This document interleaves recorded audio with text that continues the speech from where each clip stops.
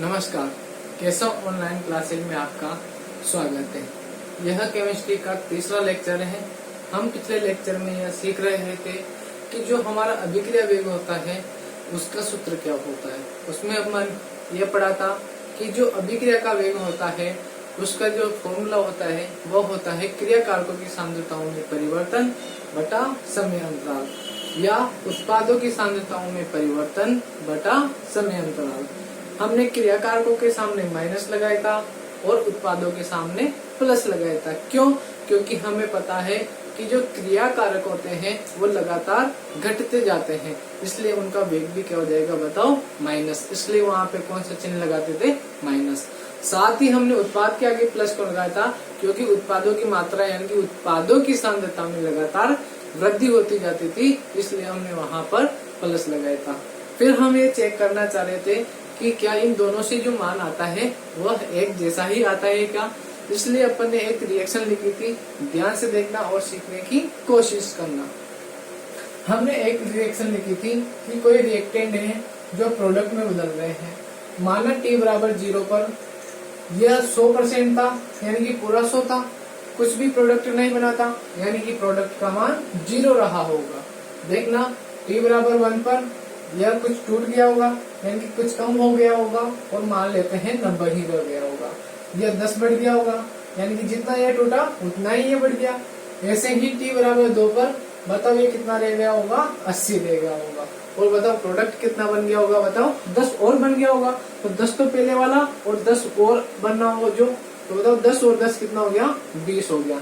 ऐसे ही मुझे आप बताओ t बराबर 3, t बराबर 4, इस प्रकार से जब अपन चलते जाएंगे तो ये 10-10 कम होता जाएगा, तो 80, फिर 70, फिर 60, फिर ऐसे करते करते ये क्या हो जाएगा बताओ, 0 हो जाएगा।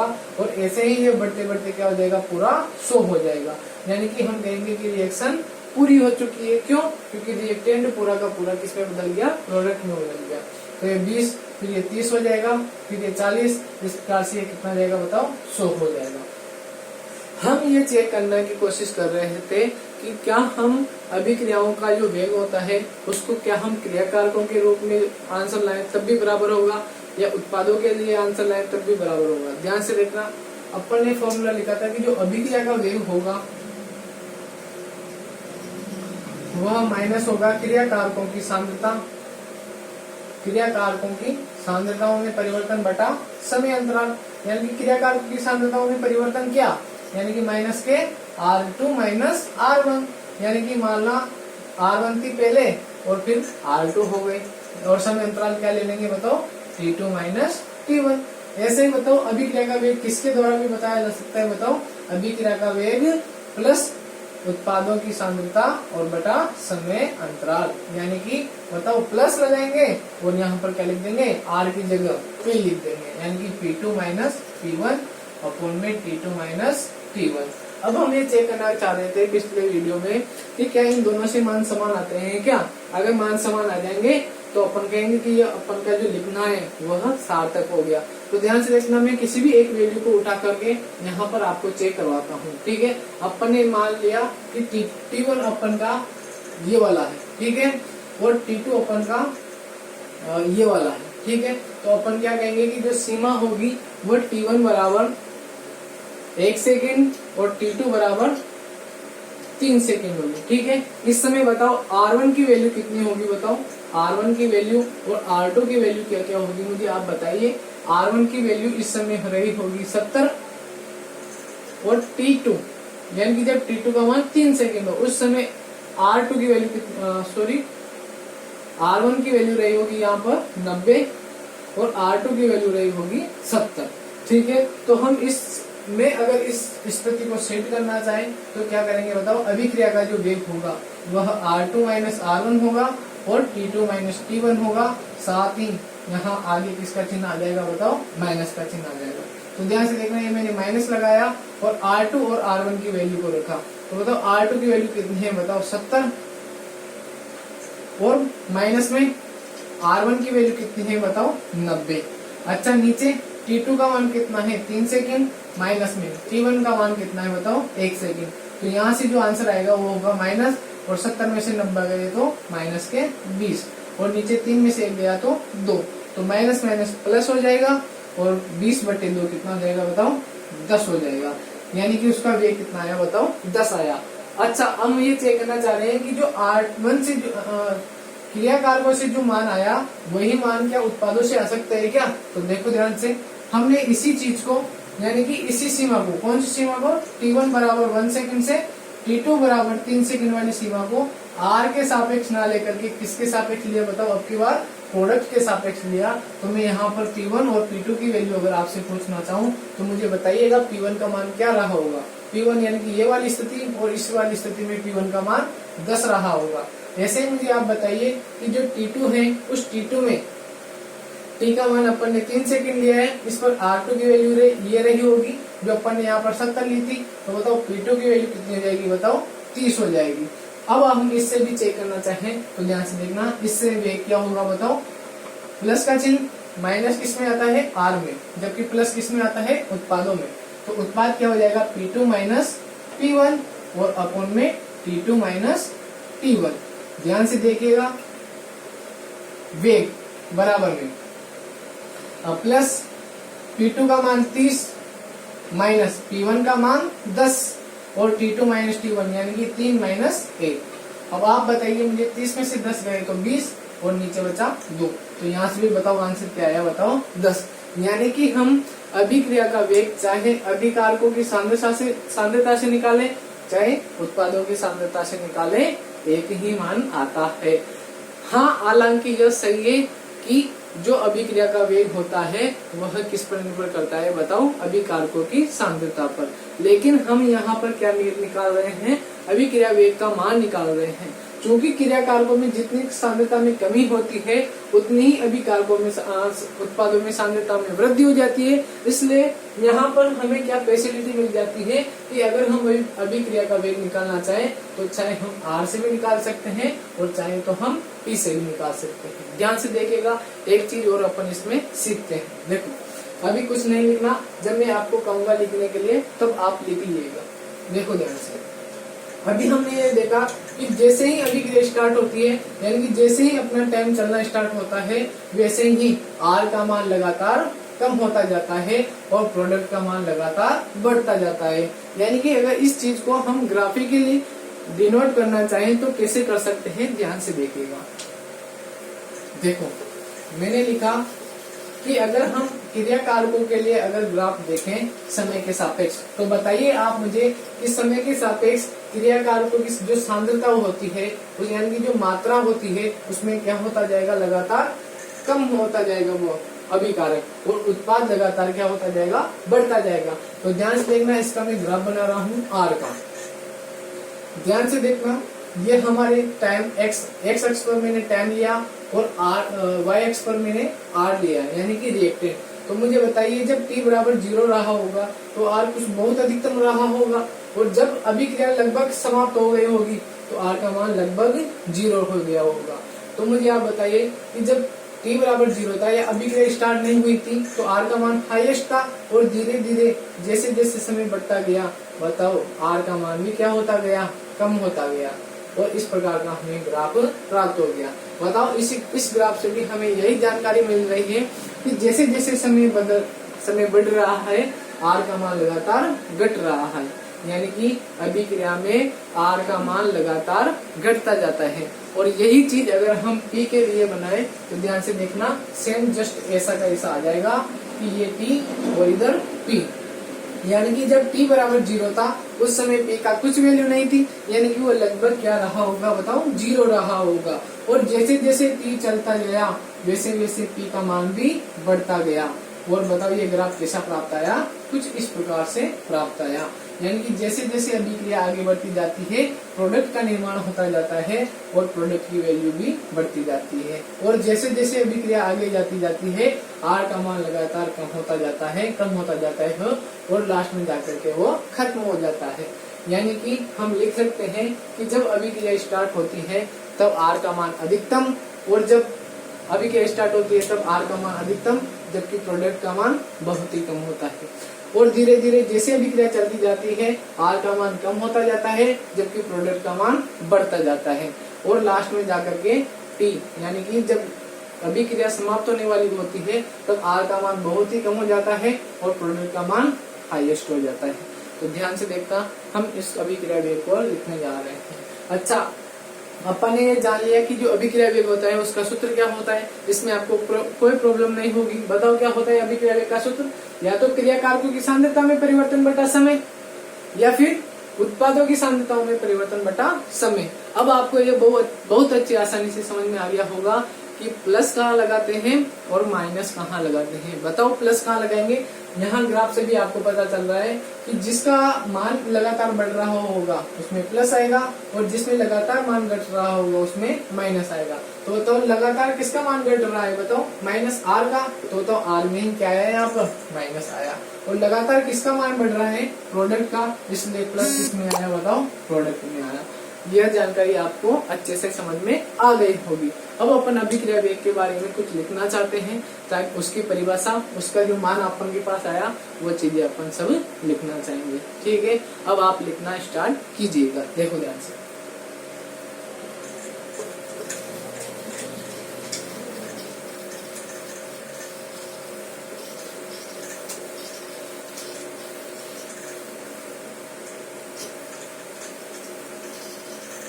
लिखेगा अभिक्रिया वेग।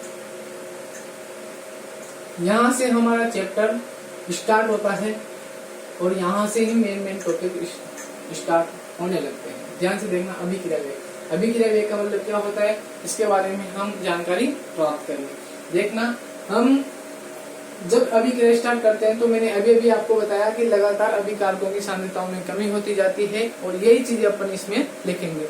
और उत्पादों की सांद्रताओं में लगातार वृद्धि होती जाती है। तो ध्यान से देखना क्या लिखेंगे अपन। जब कोई अभिक्रिया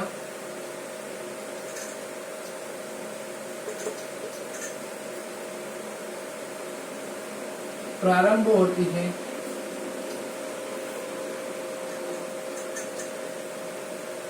तो अभिकारकों की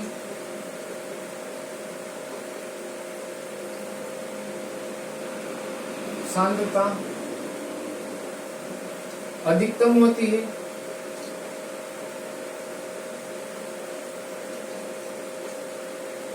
जबकि उत्पादों की सांद्रता बहुत कम होती है या होती ही नहीं है। तो जबकि उत्पाद की सांद्रता बहुत कम होती है, बहुत कम होती है। जैसे जैसे अभिक्रिया चलती जाती है वैसे वैसे अभिकारकों और उत्पादों की सांद्रताओं में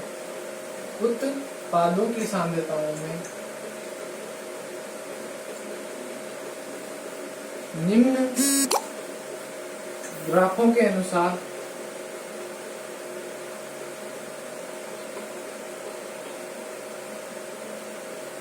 परिवर्तन प्राप्त होता है। कैसे? ध्यान से देखना, वही दो ग्राफ जो अपन ने बनाए। बताओ अभिक्रिया के वेग में लगातार अभिक्रिया जैसे चलती जाएगी तो बताओ आर के मान में लगातार क्या होती जाएगी? बताओ कमी होती जाएगी। यानी कि शुरू में तो आर अधिकतम रहा होगा और धीरे धीरे खत्म होते हुए केंद्र की तरफ चला जाएगा। बताओ जीरो की तरफ चला जाएगा। और प्रोडक्ट में क्या होगा? बताओ जैसे ही अभिक्रिया स्टार्ट होगी तब तो पी का मान बहुत ही कम रहा होगा, लेकिन जैसे जैसे अभिक्रिया चलती जाती है प्रोडक्ट का मान बढ़ता जाता है। तो ये दोनों ग्राफ आप बना लीजिएगा और फिर अपन इसके बारे में कुछ और जानकारी प्राप्त करेंगे और उस अभिक्रिया वेग का जो सूत्र अपन ने प्राप्त किया था उसको अपन लिखेंगे। ध्यान से इसको उतार लो, फिर अपन इसको आगे बढ़ाते हैं। ठीक है, आपने यहाँ तक उतार लिया होगा। अब अपन आगे की तरफ बढ़ते हैं। अब आप मेरे को ये बताते जाइए कि धीरे धीरे आर का मान लगातार कम होता जाएगा और प्रोडक्ट का मान बढ़ता जाएगा। तो अपन ये लिख रहे हैं कि जबकि उत्पाद की सांद्रता जब कोई अभिक्रिया प्रारंभ होती है तो अभिकारकों की सांद्रता अधिकतम होती है, और जैसे जैसे अभिक्रिया आगे बढ़ती जाती है अभिकारकों की सांद्रता कम और उत्पादों की सांद्रता लगातार बढ़ती जाती है। अच्छा, ये बात आपको नहीं भूलनी चाहिए कि जब अपन ने द्रव्य अनुपाती क्रिया नियम पढ़ा था तो वह अपन को अभिक्रिया वेग के निर्भरता बताता था अभिकारकों की सांद्रता पर। यानी कि अगर हम यह जानना चाहते हैं कि अभिक्रिया वेग किस प्रकार से बढ़ेगा या किस प्रकार से घटेगा, तो हम किस पे जाएंगे बताओ? क्रिया कारकों की सांद्रता पर जाएंगे। यानी कि जब जब क्रिया कारकों की सांद्रता अधिकतम होगी अभिक्रिया का वेग भी क्या होगा? वैसे ही परिवर्तित रहा होगा। क्यों? क्योंकि अभिक्रिया का जो वेग है वो डायरेक्टली प्रोपोर्शनल टू है क्रिया कारकों की सांद्रता। किसके बताओ? क्रिया कारकों की सांद्रता। यानी कि जो परिवर्तन हम क्रिया कारकों की सांद्रता में करेंगे सेम वही परिवर्तन अभिक्रिया के वेग में भी होगा। तो आप मुझे बताइए, अगर मैं क्रिया कारकों की सांद्रता को बढ़ा दूं तो बताओ अभिक्रिया वेग का मान भी क्या हो जाएगा? बढ़ जाएगा। और अगर मैं क्रिया कारकों की सांद्रता का मान घटा दूं तो अभिक्रिया का वेग भी क्या हो जाएगा? घट जाएगा। यानी कि जब क्रिया कारकों की सांद्रता अधिकतम होगी तो अभिक्रिया का वेग भी अधिकतम होगा, और जब जैसे जैसे क्रिया कारकों की सांद्रता में कमी आती जाएगी तो बताओ अभिक्रिया वेग के मान में भी क्या होती जाएगी? कमी होती जाएगी। और लास्ट में जाते जाते जैसे ही क्रिया कारकों की सांद्रता लगभग समाप्ति की ओर होगी तो अभिक्रिया वेग का मान भी क्या हो जाएगा? लगभग 0 की तरफ बढ़ना स्टार्ट हो जाएगा। यानी कि हम कह सकते हैं कि क्रिया कारकों की सांद्रता की जो अभिक्रिया वेग पर डिपेंडेंट होती है, तो हम कह सकते हैं कि क्रिया कारकों की सांद्रता शुरू में यानी कि अभिक्रिया प्रारंभ होने के समय अधिकतम होती है, अर्थात उस समय अभिक्रिया का वेग भी क्या होगा? अधिकतम होगा, और लगातार धीरे धीरे क्या होता जाएगा? कम। क्यों? क्योंकि क्रिया कारकों की सांद्रता भी लगातार क्या होती जाएगी? कम होती जाएगी। ध्यान से देखना, हम अगली वाली लाइन यही लिख रहे हैं, ठीक है।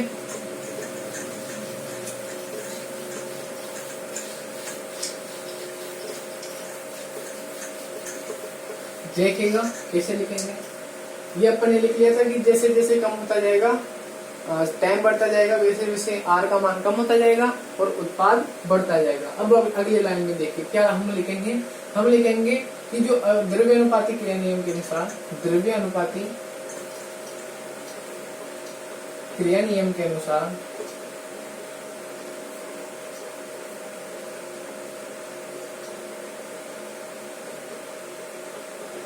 क्या होता है बताओ?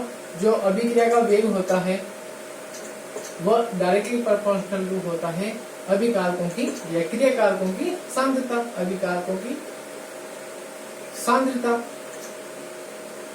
अब हमें यह बताना है कि जब अभिकारकों की सांद्रता अधिकतम होगी तो वेग भी क्या होगा? अधिकतम होगा। तो अपन वही लिखने जा रहे हैं, देखना ध्यान से। जब अभिक्रिया प्रारंभ होती है तो अभिकारकों की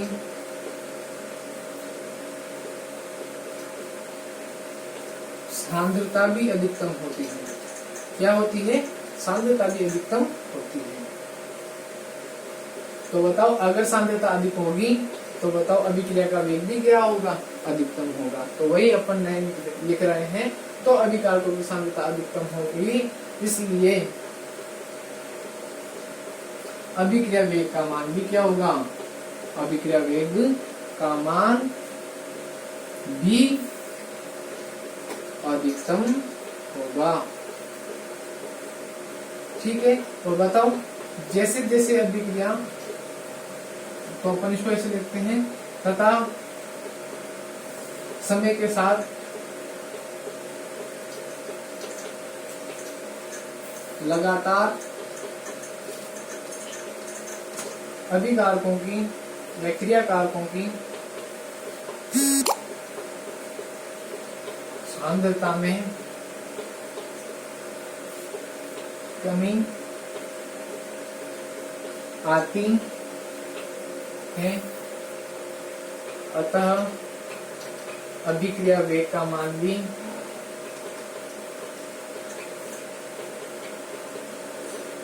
कम होता जाता है। यहाँ तक आप लिख लीजिएगा। फिर हम अपन अभिक्रिया के वेग का फॉर्मूला लिखेंगे। ठीक है, लिख लिया होगा आपने। अब मैं इसको मिटा देता हूँ।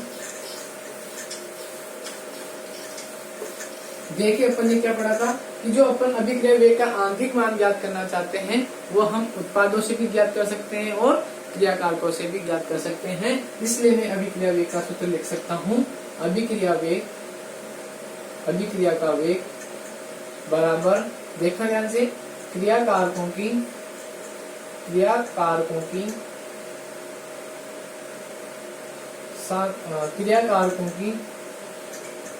सांद्रता में परिवर्तन बटा वही समय अंतराल।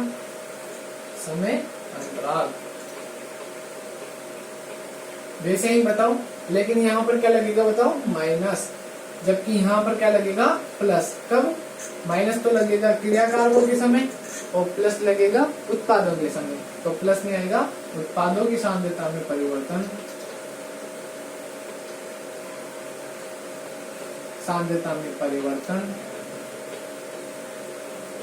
बटा समय अंतराल। इसको आप एक ब्रैकेट में बंद करिए। ठीक है यहाँ तक। अब ध्यान से देखना, आगे हम क्या करेंगे। अभिक्रिया के वेग का अपन ने सूत्र लिख लिया, ठीक है। अब अपन अभिक्रिया वेग का अगर इकाई ज्ञात करना चाहें तो ध्यान से देखना। अच्छा, आपको ये पता होना चाहिए कि जो सांद्रता होती है वो क्या होता है। सांद्रता आपने पढ़ रखी होगी कि एक लीटर आयतन में या एकांक आयतन में उपस्थित मोलों की संख्या ही क्या कहलाती है, सांद्रता कहलाती है। यानी कि सी का मान, सी को अपन कंसंट्रेशन यानी कि सांद्रता, इसका सूत्र क्या बनता है कि आयतन में कितने मोल उपस्थित हैं, उसी को हम क्या कहते हैं बताओ, सांद्रता कहते हैं। यानी कि सांद्रता की इकाई क्या हो जाएगी बताओ, मोल प्रति लीटर, क्योंकि आयतन को किसमें ज्ञात करते हैं, लीटर में ज्ञात करते हैं। अच्छा, सांद्रता की इकाई क्या हो गई, मोल प्रति लीटर। अब हम अभिक्रिया वेग की इकाई ज्ञात करना चाहते हैं तो ध्यान से देखिएगा क्या होगी। ये आप याद रखना, नोट करिएगा ऊपर पेज पर, ठीक है। अभिक्रिया वेग के अगर अपन इकाई निकालना चाहें तो यहाँ आप स्टार लगाना, इकाई। देखिएगा ध्यान से और समझने की कोशिश कीजिएगा। अभिक्रिया का वेग, बताओ वेग क्या होगा, सांद्रताओं में परिवर्तन, शॉर्ट में मैं लिख देता हूँ, सांद्रताओं में परिवर्तन बटा समय। तो आप बताइएगा जो सांद्रता अभी अपन ने लिखी थी उसका मान क्या था, C, और समय का मान किस में निकालते हैं बताओ, सेकंड में। तो आप मुझे बताइए जो C होगा उसको अपन ने अभी क्या लिखा था बताओ, मोल प्रति V, यानी कि आयतन, और आयतन किस में होता है बताओ, लीटर में। तो बताओ, और नीचे क्या है यहाँ पर, सेकंड। तो बताओ अगर मैं वेग की इकाई लिखना चाहूँ तो मैं क्या लिखूंगा बताओ, मोल, और जब ये ऊपर जाएंगी तो इनकी बातें माइनस में हो जाएंगी, तो ये हो जाएगा मोल लीटर इनवर्स और सेकेंड इनवर्स। तो बताओ अभिक्रिया वेग की इकाई क्या प्राप्त हुई, mole into litre inverse into second inverse. ये चीज आपको समझ में आ गई होगी, तो इसको आप नोट कर लीजिएगा, ठीक है। यहाँ तक कोई प्रॉब्लम नहीं है। अब अपन आगे बढ़ते हैं, ध्यान से देखिएगा। अब हम ये देखने की कोशिश करेंगे, अभी तक तो जो चीजें चल रही थी बताओ, ये जो सांद्रता अपन ने निकाली वो मोल प्रति लीटर यानी कि आयतन में निकाली, यानी कि आयतन जिस चीज में होगा बताओ किसमें, विलयन के रूप में। यानी कि अभी तक जो अपन अभिक्रिया ले रहे थे वो विलयन के रूप में ले रहे थे, लेकिन अगर कभी ऐसा हो जाए कि जो अभिक्रिया चल रही है वो विलयन रूप में ना हो करके गैसीय अवस्था में हो, तो बताओ यहाँ पर सांद्रता के स्थान पर किसका प्रयोग किया जाएगा बताओ, वहां पर सांद्रता के स्थान पर उस गैस पर जो उत्पन्न हो रहा है क्या, दाब, उस दाब को अपन क्या करेंगे, मेजर करेंगे। और जो सांद्रता है उस सांद्रता की जगह हम किसको मेजर करेंगे बताओ, उसके दाब को या आंशिक दाब को। तो मैं लिख सकता हूँ कि अगर अभिकारकों की सांद्रता किसमें हो बताओ, गैसीय अवस्था में हो, तो वहां पर हम सांद्रता को किसमें मेजर करेंगे बताओ, दाब में। किसमें बताओ, दाब में। अच्छा, तो बताओ वहां पर जो वेग की इकाई हो जाएगी वो क्या हो जाएगी बताओ, दाब, और नीचे क्या हो जाएगा, समय। यानी कि जो वहां पर जो सांद्रता होगी उसका हम मेजर किसके रूप में करेंगे, दाब के रूप में। यह केवल अपन इकाई को प्राप्त करने के लिए कर रहे हैं, यानी कि अपन सांद्रता का जो मान है वहां पर C नहीं लेकर के, मतलब C का मान मोल प्रति लीटर नहीं लेकर के किसके रूप में लेंगे बताओ, दाब के रूप में। और दाब का मापन जब अपन करते हैं तो उसकी इकाई हम लिखते हैं ATM। क्या लिखते हैं बताओ, ATM। तो बताओ इस स्थिति में बताओ जो वेग की इकाई होगी वो क्या होगी, ATM बटा सेकंड समय। ठीक है, तो बताओ क्या हो जाएगी, ATM इंटू सेकंड इनवर्स। ये भी आप नोट कर लीजिएगा, ध्यान से देखना, मैं अच्छे से लिखता हूँ इसको। यहाँ पर आप स्टार लगा के लिखना कि यदि अभिकारकों की सांद्रता, या लिखना यदि अभिकारक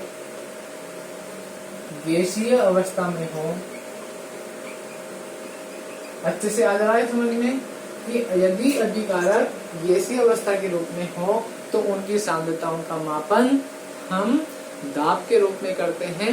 इसलिए वहां पर वेग की इकाई का मान बदल करके क्या हो जाएगा बताओ, ATM हो जाएगा, और साथ में सेकंड इनवर्स आ जाएगा। तो यदि अभिकारक गैसीय अवस्था में हो तो वेग की इकाई क्या हो जाएगी बताओ, वेग की इकाई क्या हो जाएगी बताओ,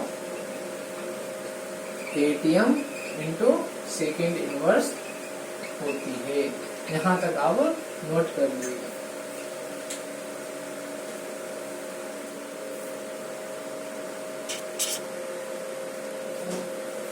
ठीक है, आपने यहाँ तक समझ लिया होगा।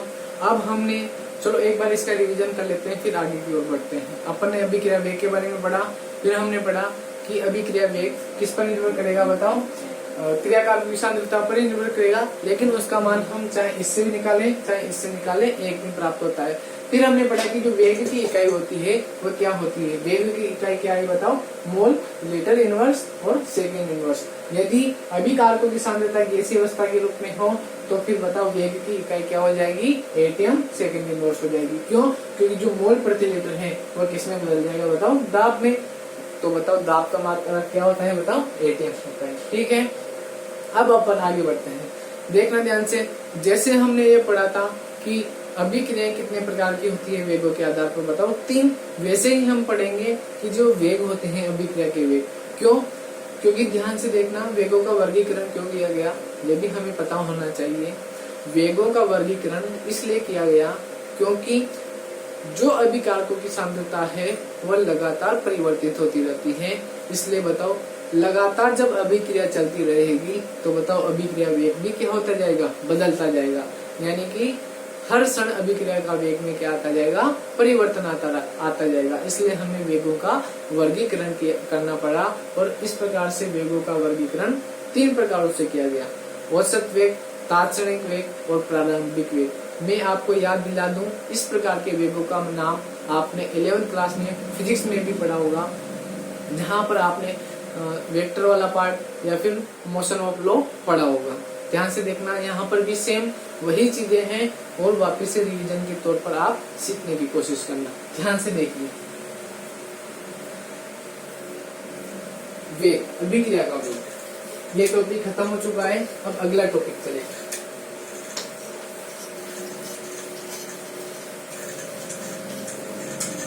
ध्यान से देखना और लिखना। अभिक्रिया वेग को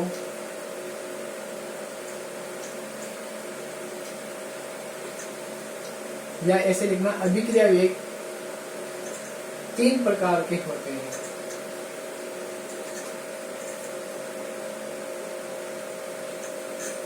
एक ही बार में आपको अच्छे से समझ में आ जाएगा। ध्यान से इधर देखना और सीखने की कोशिश करना। ध्यान से देखिए, जो अभिक्रिया का वेग होता है वह 3 प्रकार का होता है। कितने प्रकार का होता है बताओ, 3 प्रकार का। कौन कौन सा, मैंने अभी आपको नाम बताया। पहला होता है औसत वेग, ये भी आपने पढ़ा था वहां पर। दूसरा होता है तात्क्षणिक वेग, ये भी आपने वहां पर पढ़ा था। और तीसरा होता है प्रारंभिक वेग। इनके नामों से ही आपको अच्छे से समझ में आ गया होगा कि ये क्या कहना चाह रहे हैं। औसत वेग आपने पता है, औसत का मतलब क्या होता है, यानी कि हम किन्हीं 2 समय अंतरालों का जो अपन ने अभी वो क्वेश्चन एग्जांपल समझा था ना आर और पी की सहायता से, t बराबर 1 सेकेंड, t बराबर 2 सेकेंड, वही चीज यह है कि जो औसत वेग होगा वह क्या होगा, अपन किन्हीं दो स्थितियों का नाम ले लेंगे कि भाई t बराबर 1 सेकेंड और t बराबर 3 सेकेंड, और उस समय पर r यानी कि क्रियाकारकों की सांद्रता या उत्पादों की सांद्रता को देख लेंगे। वही क्या होता है बताओ, औसत वेग। यानी कि मैं आपसे कहूँ कि जो औसत वेग होता है वह सेम टू सेम अभिक्रिया वेग की परिभाषा के अनुसार होगा।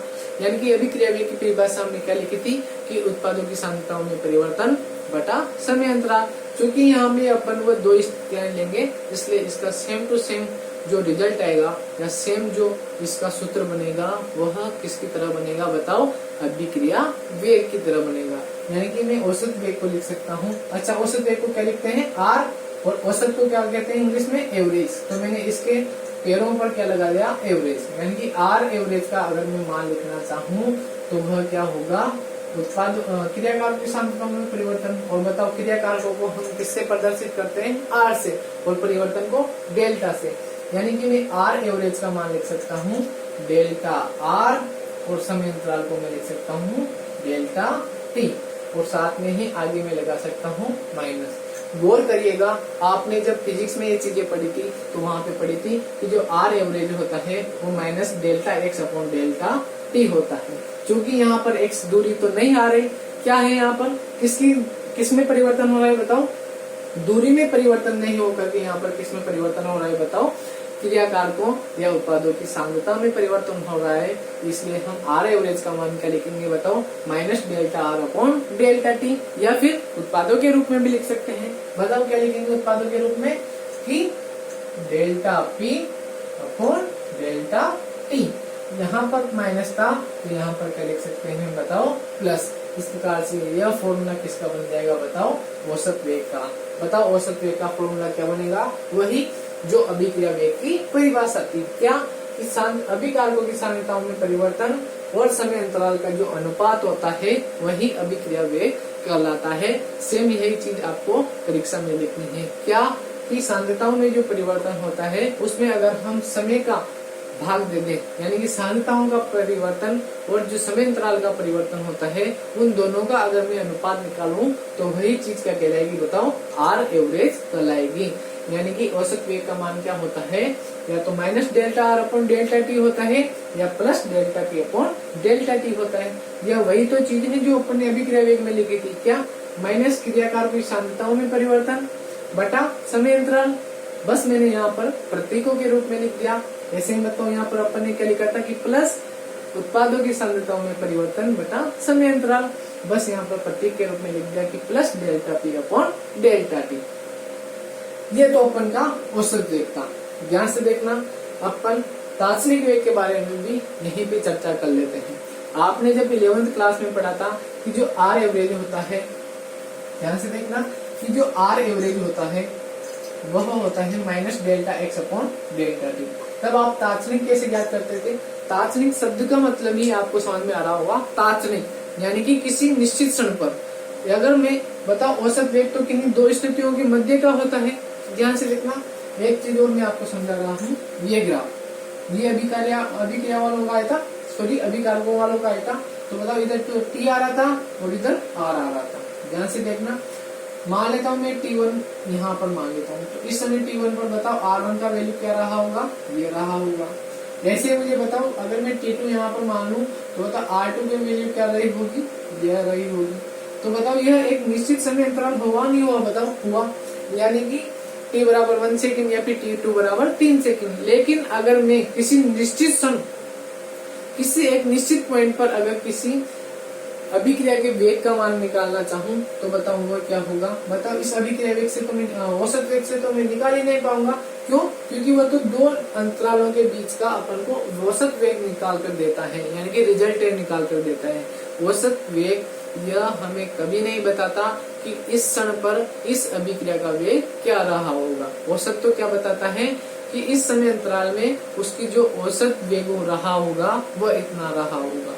अपन सवाल भी करते थे कि मान लेते हैं वह इस सेकंड पर 40 की स्पीड पे दौड़ रहा है, इस पर वो 50 पर, इस पर वो 60 पर, इस पर वो 70 पर। तो इन सभी का औसत अपन निकाल लेते थे और औसत जरूरी भी नहीं होता था कि वो इन्हीं में से कुछ वैल्यू आए। यानी कि औसत वेग हमें कभी भी किसी भी क्षण पर जो वास्तविक वेग होता है उसके बारे में जानकारी नहीं देता। इसलिए फिर औसत वेग को नहीं लेकर के किसको लिया गया बताओ, तात्क्षणिक वेग को। और इसको ना इसकी नई परिभाषा बनी कि अगर मैं, ध्यान से देखना, वहां पर क्या करते थे आप, जो डेल्टा टी समय अंतराल होता था उसको आप बहुत ही कम करते जाते थे।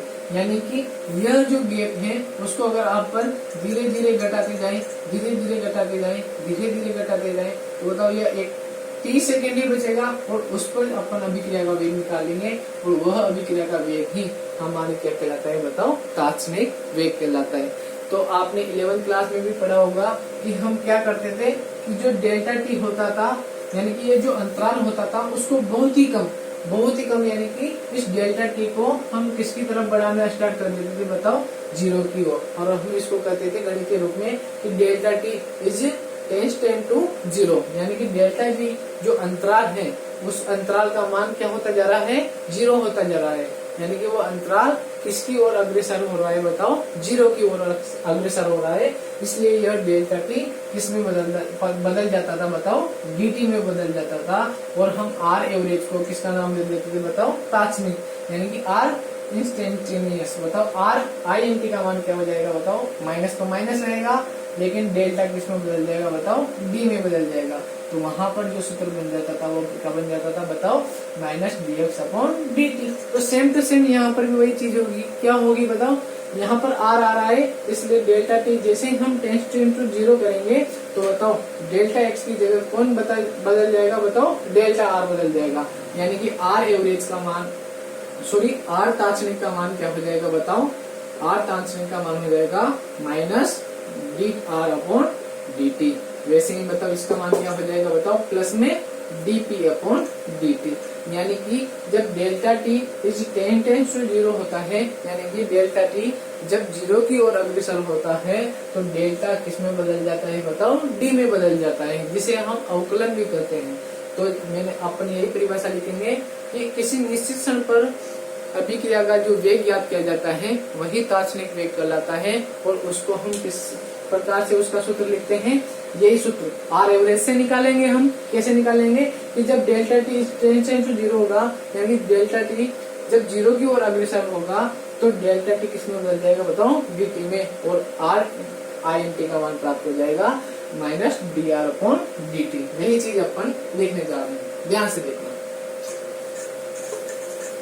ये आपने नोट कर लिया होगा, मैं एक बार इसको वापस से लिखता हूँ, अगर आपने नोट नहीं किया होगा तो आप लिख लेना, ठीक है।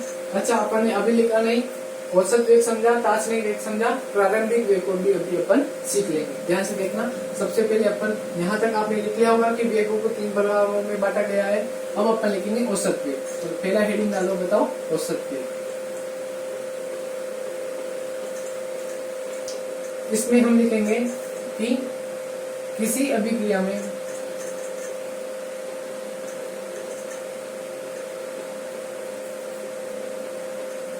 अभिकारकों की